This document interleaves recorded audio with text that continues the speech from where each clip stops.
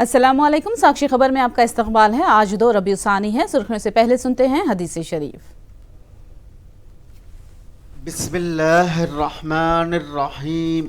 हज़रत अबू अय्यूब अंसारी रज़ी अल्लाह ताला अन्हु से रिवायत है, रसूलुल्लाह सल्लल्लाहु अलैहि वसल्लम से एक शख्स ने दरख्वास्त की, मुझे जन्नत में ले जाने वाला अमल बता दीजिए।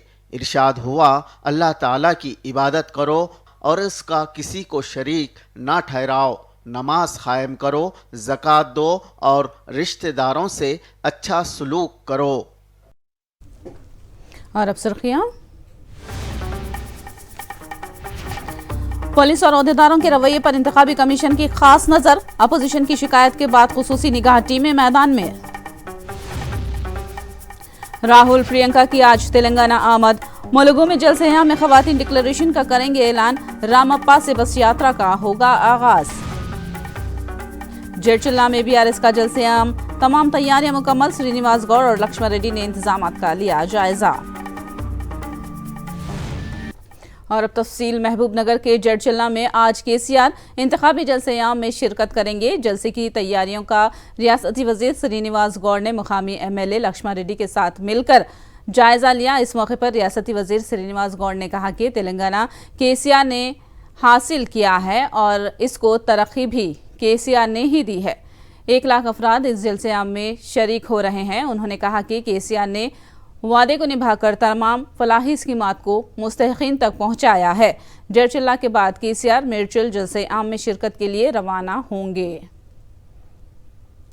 అన్ని రంగాల్లో ముందు నడుస్తూ 2 సార్లు ముఖ్యమంత్రిగా అనేక విజయాలు సాధించి ప్రజల మన్ననలు పొంది తెలంగాణ తెచ్చిన నాయకుడు కనుక తెలంగాణ తెచ్చింది నీవే, తెలంగాణ తీర్చిదిద్దేది కూడా నువ్వే అని చెప్పి ప్రజలు 2 సార్లు పట్టం కట్టి మరి 3వసారి ఎలక్షన్ల సందర్భంలో మా మహబూబ్నగర్ జిల్లా జడ్చర్లకు రేపు మా లక్ష్మణరెడ్డి గారు ఆధ్వర్యంలో నిర్వహించే సభకు 2 గంటలకు ఇక్కడ రాబోతున్నారు కనుక ఇక్కడ ఉన్నటువంటి సంబంధ వర్గాల వారు, ముఖ్యంగా రైతులు, రైతు కూలీలు, రైతు బిడ్డలు, బడుగు బలహీన వర్గాల జాతులు మేనిఫెస్టో చూసిన తర్వాత ఖచ్చితంగా ఇది నెరవేరుతుంది।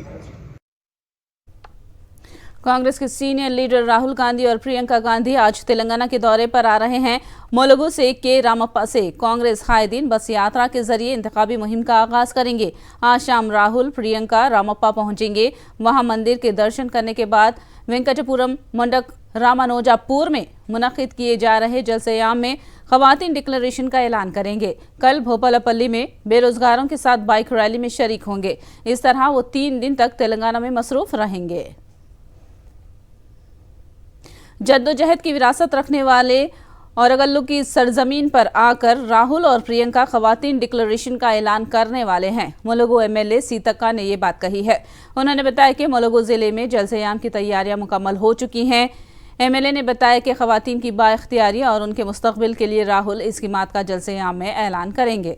उन्होंने दावा किया कि वादा करके इसको निभाने का हौसला कांग्रेस पार्टी में और राहुल गांधी में मौजूद है। उन्होंने जलसे-ए-आम को कामयाब बनाने की आवाम से अपील की है। వరంగల్ చరిత్ర చూస్తే మరి పోరాటాల గడ్డ చాకలైలమ్మ, రాణి రుద్రమాదేవి ఇట్లాంటి మహిళల యొక్క మహిమలు ఉన్నటువంటి పోరాట వారసత్వం ఉన్నటువంటి గడ్డ మీదకి అన్నా చెల్లెలు ఎంతో అనురాగంతో మా ప్రాంతానికి వచ్చి ఇక్కడ ఉన్నటువంటి అక్కా చెల్లెలకు భరోసా ఇచ్చి మరి ఒక ఆదర్శవంతమైనటువంటి పరిపాలన కోసం, సామాజిక ఆర్థిక రాజకీయ ఎదుగుదల కోసం మహిళలకు ఏ రకమైనటువంటి భరోసా ఇవ్వబోతున్నామో చెప్పబోతున్నటువంటి మీటింగ్. మొదటిగా ఒక మహిళా నేతగా ఉన్నటువంటి మా నియోజకవర్గం నుంచి అదేవిధంగా మహిళల యొక్క మీటింగ్ను ఏర్పాటు చేయడం అనేది, ఇక్కడ కూడా మహిళల యొక్క పోరాటాల చరిత్ర, సమ్మక్క సారలమ్మ చరిత్ర ఇవన్నీ ఉండడం కూడా ఒక కలిసొచ్చే అంశము. అదేవిధంగా ఒక పోరాట వారసత్వాన్ని, ఒక తిరుగుబాటు నేపథ్యాన్ని కూడా ఈ ప్రాంతం పునికి పుచ్చుకుంది. కాబట్టి రాహుల్ గాంధీ, ప్రియాంక గాంధీ వచ్చి ఇక్కడ ఉన్నటువంటి మహిళలకు భరోసాతో పాటు మరి రేపటి ఫ్యూచర్ ఉమెన్ ఎంపవర్మెంట్ కోసం కూడా వాళ్ళు మంచి డైరెక్షన్స్ కానీ డిక్లరేషన్స్ కానీ ఇవ్వబోతున్నారు। राहुल गांधी के तेलंगाना दौरे को एमएलसी कविता ने सैर और तफरीक के दौरे से ताबिर किया। कविता ने दावा किया कि बीआरएस दौरे हुकूमत में जो फलाह और बहबूद के काम किए गए वो न कांग्रेस दौर में किए गए और न ही बीजेपी ने किए हैं। If this is not development and if this is not empowerment, Mr. Rahul ji, please tell me what is empowerment. That you could not do in your zamana. Here BRS has done it and shown it to the country. ఇవాళ ఏదైతే BRS చేస్తుందో రేపది భారతదేశం అనుసరిస్తుందని గర్వంగా మనం చెప్పుకుంటున్నాం. ఇవాళ ఇక్కడ మనం రైతులకు పథకం ఇస్తే అక్కడ ప్రధానమంత్రి మోడీ గారు మన పథకాన్ని నకలు కొట్టి దేశమంతటా అంతో ఇంతో ఆయన ఇచ్చే ప్రయత్నం చేసిండు. అట్లానే ఇక్కడ మనం షీ టీమ్స్ అని పెట్టుకుంటే మహిళల కార్యక్రమాలు పెట్టుకుంటే 17-18 రాష్ట్రాలలో ఇలా కార్యక్రమాలు చేస్తూ ఉన్నారు. మనం ఇక్కడ మిషన్ భగీరథ అని ఇంటింటికి నీళ్ళు ఇస్తే ఇవాళ అన్ని రాష్ట్రాలలో ఆ కార్యక్రమం చేసే ప్రయత్నం చేస్తున్నారు. రాహుల్ గాంధీ గారు ఒక మాట చెప్పాలి, 65 ఏళ్ళు మీరు అధికారంలో ఉంటే ప్రజలకు మీరు మంచి నీళ్ళు ఇవ్వలేదు, సాగునీరు ఇవ్వలేదు, మంచి రోడ్లు ఇవ్వలేదు, కనీసం గురుకులాలు ఇవ్వలేదు, విద్య చెప్పలేదు, ఇండస్ట్రీస్ తీసుకురాలేదు. మరిగా మీరు ఇవాళ బీఆర్ఎస్ తోని ఎట్లా పోటీ పడతారు? ఇక్కడ మీ అవసరం ఏముంది మా తెలంగాణ ప్రజలకు? దయచేసి ఒక్కసారి ఆలోచించాలని చెప్పి తెలంగాణ ప్రజలు నేను విజ్ఞప్తి చేస్తా ఉన్నాను. మరి రాహుల్ గాంధీ గారు నిజామాబాద్ వస్తారట, వచ్చి చాలా మందితోని మాట్లాడతారట. సంతోషం, స్వాగతం, రండి. మా అంకాపూర్ చికెన్ కూడా టేస్ట్ చూడండి, చాలా బాగుంటుంది. భారతదేశం మొత్తంలో చాలా పాపులర్. రాహుల్ గాంధీ గారిని ఇన్వైట్ చేస్తూ ఉన్నాం. మా డిచ్పల్లి రామాలయం చూడండి, మా బోధన్ రండి, మా ఆతిథ్యాన్ని స్వీకరించండి, కానీ ఇక్కడ వాతావరణాన్ని చెడగొట్టకండి. तेलंगाना में इंतखाबी ज़ाब्ते अखलाक के निफाज के तनाजुर में इंतखाबी कमीशन ने हालात पर ख़ास निगाह रखी है। उसके लिए कमीशन की जानिब से निगाह टीमें तश्कील दी गई हैं। चंद पुलिस वाले और ओहदेदार हुकूमत की तायद में काम करने की अपोजिशन कांग्रेस, बीजेपी और लेफ्ट पार्टियों ने ईसी से शिकायत की है। तमाम अजला के आला ओहदेदारों से लेकर एसआई एमआरओ सतह के ओहदेदारों पर ख़ास नज़र रखी जा रही है। तेलंगाना प्रदेश कांग्रेस कमेटी के सदर रेवंत रेड्डी ने तेलंगाना से 2 सालों से ज्यादा अरसे से काम करने वाले पुलिस ओहदेदारों और आला ओहदेदारों को तबादला करने की मांग की है। उन्होंने रिटायर्ड ऑफिसरों की खिदमत हासिल करने पर भी एतराज जताया। डिमांड किया इलेक्शन कमीशन ऑफ इंडिया से, रिटायर्ड ऑफिसर्स को पहले हटा दो, जो रेगुलर ऑफिसर्स है उनको जिम्मेदारी दो, मगर वो काम नहीं किए। हम आरोप लगाया डीजीपी के ऊपर, वो आंध्र प्रदेश कैडर है। हम आरोप लगाया स्टीफन रविंद्र साइबराबाद कमिश्नर, 2 साल से ज़्यादा हो गए। Election commission of India rule के हिसाब से 2 साल किसी का भी अगर कंप्लीट हो गए तो उसको वहाँ से हटाना, मगर वो लोगों को नहीं हटाए।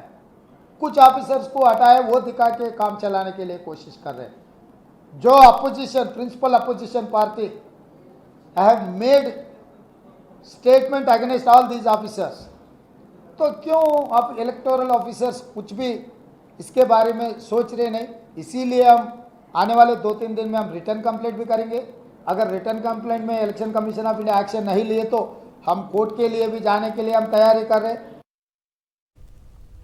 तेलंगाना में तब्दीली की हवा चल रही है और तेलंगाना में कांग्रेस की हुकूमत बनेगी, ये पेशकयासी कांग्रेस के कारगुजार सदर मोहम्मद अजहरुद्दीन ने की है। We are looking good. Our performance should be hopefully good. I think we are looking to form the government, and we will definitely. I mean, if we try our best and if we work very hard, I think we will definitely form the government. The हवा जो होती है ना, जो हवा अभी कांग्रेस की तरफ चल रही। सर, कर्नाटक की जो 5 गारंटी है उसी को लेकर वहाँ पर 10 ग्राम गोल्ड देने की और नहीं, देखिए कर्नाटका की गारंटीज अलग है, तेलंगाना की गारंटीज अलग है, तो उसमें आप डिफरेंस बहुत है, काफ़ी डिफरेंस है, तो हम दोनों को नहीं कर सकते। बट कर्नाटक की पब्लिक को मैं बहुत शुक्रिया अदा करूंगा कि इन्होंने इतना अच्छा हमें एक तरफा वोटिंग किया और कांग्रेस को लेकर। आप देखेंगे जितना ज़्यादा अभी डेवलपमेंट आप कांग्रेस जो डेवलपमेंट करेगी आप वो शायद मेरे ख्याल में कभी आप देखे भी नहीं होंगे। MP election long way to go, it is very difficult for me to say at this time MP election. Assembly इंतखाबात के तनाजुर में बीआरएस पार्टी को एक और झटका लगा है। अब तक कई बीआरएस कायदीन कांग्रेस में शामिल हो चुके हैं, लेकिन इस बार एक साबिक एमएलए बीआरएस से इस्तीफा देकर कांग्रेस में शमूलियत इख्तियार कर ली। मेरचुल के साबिक एमएलए एम सुधीर रेड्डी और उनके फर्जंद शरद चंद्र रेड्डी टीपीसीसी चीफ रेवंत रेड्डी की क़ियादत में कांग्रेस पार्टी में शामिल हो गए हैं। साथ ही रेवंत रेड्डी ने मेरचुल, कुतुबुल्लापुर और एलबी नगर हलकों का एम सुधीर रेड्डी को इंचार्ज भी बना दिया है। ఆనాడు తెలంగాణ వస్తుందో రాదో కానీ తెలంగాణ రావాల్సిన ఆవశ్యకత ఉందని టీఆర్ఎస్ పార్టీలో జాయిన్ అయ్యి మరి గ్రామంలో తిరిగి పార్టీని బలోపేతం చేసి జెండాలు దిమ్మలు కట్టి కార్యకర్తలను తయారు చేసుకున్నాం। తర్వాత తెలంగాణ వచ్చింది. 2014 కేసీఆర్ నాయకత్వంలో మరి మేడ్చల్ శాసనసభ నియోజకవర్గంలో మొట్టమొదటిసారి నాకు టికెట్ ఇవ్వడం, తర్వాత నేను గెలవడం జరిగింది. ప్రజలకు ఏ విధంగా పనిచేసినో ప్రజలకు తెలుసు. స్థానిక శాసనసభ్యులు మంత్రి మల్లారెడ్డి గారు అవలంబించే విధానానికి విసుగు చెంది కార్యకర్తలకు జరుగుతున్న అవమానాలకు మరి జరుగుతున్నటువంటి మరి ప్రక్రియను దూరం చేయాలి. పూలు అమ్ముకున్నాడు, పాలు అమ్ముకున్నాడు, టికెట్లు అమ్ముకున్నాడు, పేదల ఇంకోటి మరి డబుల్ రిజిస్ట్రేషన్ కబ్జాలు పెట్టి అవిటను అమ్ముకుంటున్నాడు. చెరువుల దగ్గర కబ్జా పెట్టి చెరువులు మూస్తున్నాడు. सूर्यापेट जिले के कोडार में बीआरएस के अहम कायदीन के साथ नलगुंडा एमपी उत्तम कुमार रेड्डी ने बातचीत की। बीआरएस के रियासती कायद व साबिक एमएलए वेनेपल्ली चंद्र राव व बीआरएस साबिक इंचार्ज कंतमन रेड्डी, शशिधर रेड्डी समेत 4 जेडपीटीसी अरकान, 3 एमपीपी कांग्रेस में इस्तकबाल किया। हल्के के मसाइल के लिए कांग्रेस में मदऊ करने का उत्तम कुमार रेड्डी ने दावा किया है। उन्होंने कहा कि मुकामी एमएलए कांग्रेस कायदीन पर बेबुनियाद मुकदमा दर्ज करवाकर उन्हें हरासा किया जा रहा है। उसके खिलाफ उत्तम कुमार ने इंतखाबी कमीशन से शिकायत करने का तयक़ुन दिया। वरंगल जिले के बीजेपी के साबिक सदर आर प्रकाश रेड्डी ने बीजेपी को खैर बात कहकर कांग्रेस में शामिल होने का ऐलान किया है। आज राहुल गांधी की क़यादत में वो कांग्रेस में बाकायदा शामिल होंगे। उन्होंने अब तक 3 बार नरसापुर से मुकाबला किया है, इस बार परकाल से किस्मत आजमाई करने जा रहे हैं। उन्होंने कहा कि बीजेपी का जवाल शुरू हो गया है और कांग्रेस ही बीआरएस का मुतबादिल है। ఒకటే ఒక కారణం, నేను వాస్తవంగా 2018 ఎన్నికల తర్వాత నేను ఆల్మోస్ట్ ఆల్ పొలిటికల్ రిటైర్మెంట్ తీసుకున్నట్టుగానే ఇంట్లో ఉన్నాను. ప్రకటించలేదు, కానీ ఇంట్లోనే ఉన్నాను. అప్పుడు స్వర్గీయ జంగారెడ్డి గారును అశోక్ రెడ్డి గారు, ఎడ్ల అశోక్ రెడ్డి గారు వచ్చి బీజేపీ పార్టీకి రావాలా మీరు అని వాళ్ళు నన్ను ఇన్వైట్ చేయడం జరిగింది. ఆ రోజు బాగా ఆలోచించాను. బీజేపీ అంటే ఆ రోజున్న బీఆర్ఎస్ అంటే టీఆర్ఎస్ పార్టీ అధికారంలో ఉండి తెలంగాణ ఉద్యమానికి ఏ అంశాల మీదనైతే ఉద్యమం జరిగిందో ఆ ఉద్యమానికి విరుద్ధమైన పరిపాలన నడుస్తున్నది. స్వయం పరిపాలన వేంది, కుటుంబ పరిపాలన వచ్చింది. మన వనరులు మనకు అని అన్నారు. మన వనరులు అన్నీ కూడా ఆంధ్ర కాంట్రాక్టర్లకు, బయట రాష్ట్ర కాంట్రాక్టర్లకు దూసిపెట్టడం జరుగుతున్నది. రాహుల్ గాంధీ గారి సమక్షంలో, ప్రియాంక గారి సమక్షంలో పార్టీలో జాయిన్ కాబోతుంది. वासर कांग्रेस पार्टी के general secretary S Ramakrishna Reddy ने कहा कि बाबू की बदउनवानियों पर एहतजाज के जरिए पर्दा डालने की कोशिश की जा रही है। उन्होंने कहा कि तेलुगु देशम कायदीन असल मुद्दे से अवाम की तवज्जो हटाने की कोशिश कर रहे हैं। తెలుగుదేశం పార్టీ కార్యకర్తలు గాని నాయకులు గాని వాళ్ళు వ్యవహరిస్తున్న తీరు సాధారణ ప్రజా జీవనానికి భంగం కలిగించే రకంగా లేని సమస్య వాళ్ళు క్రియేట్ చేస్తూ ఒక అవినీతి కేసుకు సంబంధించిన ఆధారాలతో సహా ఒక కేసులో వాళ్ళ నాయకుడు అరెస్ట్ అయితే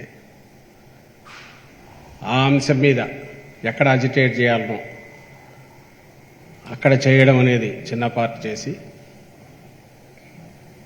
రచ్చకెక్కి అసలు కేసు గురించి వివరాలు బయటికి రాకుండా లేదా అసలు అవినీతి మీద జరిగిన అవినీతి మీద డిస్కషన్ లేకుండా పూర్తిగా ప్రజల దృష్టిని మళ్లించే ప్రయత్నం కంటిన్యూస్ చేస్తున్నారు।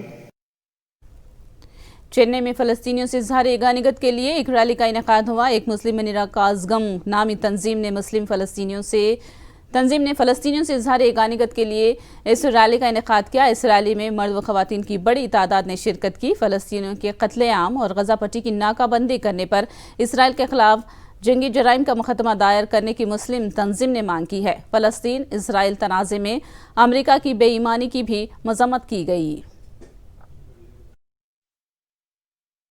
पूरे देश में, पूरे दुनिया में आतंकवाद फैलाया हुआ है। अमेरिका के साथ लेके छोटा वो इसराइल, छोटी बस्तियां, इसराइल क्या कर रहा है, मुसलमानों पर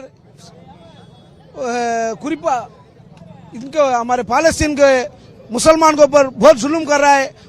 उनके बाम डाल के उनको मिटा रहा है। उसका साथ में उसका अमेरिका उनका साथ दे रहा है। उसे अमेरिका को कंडम करके इधर बहुत बड़ा हम एक जुलूस निकाल रहे हैं। एक्चुअली अमेरिका के एम्बेसी की प्रोटेस्ट करने के लिए हम कोशिश किए, पुलिस परमिशन नहीं दी, उसने इधर। श्रीलंका में मुनक़िदा सेल्वम चैंपियनशिप मुकाबले में हिंदुस्तान के एथलीटों ने 30 मेडल्स जीते हैं। इस चैंपियनशिप में चेन्नई की मुस्लिम लड़कियों और लड़कों ने भी शानदार मुजाहिरे करते हुए 20 मेडल जीते हैं। मेडल जीतकर लौटने वाले खिलाड़ियों की शानदार इस्तकबाल किया गया। मुस्लिम लड़कियों ने बताया कि उन्होंने हिजाब में चैंपियनशिप में हिस्सा लिया है।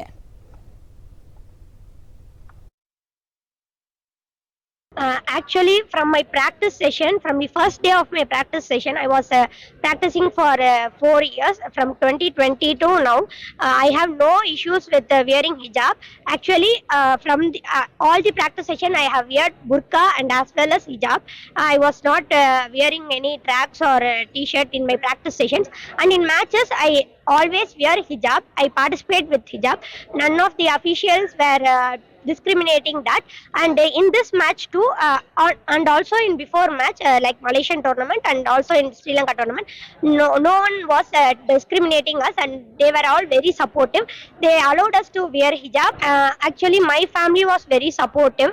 This is my Asian games की 4x400 मीटर की दौड़ में गोल्ड मेडल जीतने वाली एथलीट टीम के मेंबर मोहम्मद अजमल और मोहम्मद अनस का कोची पहुंचने पर शानदार इस्तकबाल किया गया। इंडियन नेवी की जानिब से अजमल और अनस का इस्तकबाल किया गया। अजमल और अनस ने इंडियन नेवी की हौसला अफजाई पर शुक्रिया अदा किया। बहुत अच्छा फीलर है और देश के लिए मेडल जीतने के लिए बहुत सारा सब नेवी और एएफए सभी के साथ सब बहुत सारा सपोर्ट आ रहा है, इसलिए बहुत मोटिवेट भी आ रहे और बहुत खुशी है। Thank you. बस good performance in world championship in 2000 in Budapest. We clocked 2:59.05 seconds. So we have well motivated for Asian Games. So that's why we won the medal in Asian Games. Mumbai में फिजाई आलूदगी में इजाफा हुआ है। मुंबई के मज़ाफ़ात में ख़राब सूरत हाल है। अंधेरी में 340, मज़गांव और नेवी मुंबई में 317 एयर क्वालिटी रिकॉर्ड की गई है। इस वक्त मुंबई की फिजाई आलूदगी की सूरत हाल दिल्ली से भी ख़राब है। आखिर में सुर्खियां एक बार फिर। पुलिस और ओहदेदारों के रवैये पर इंतखाबी कमीशन की खास नजर। अपोजिशन की शिकायत के बाद खुसूसी निगाह टीम में मैदान में।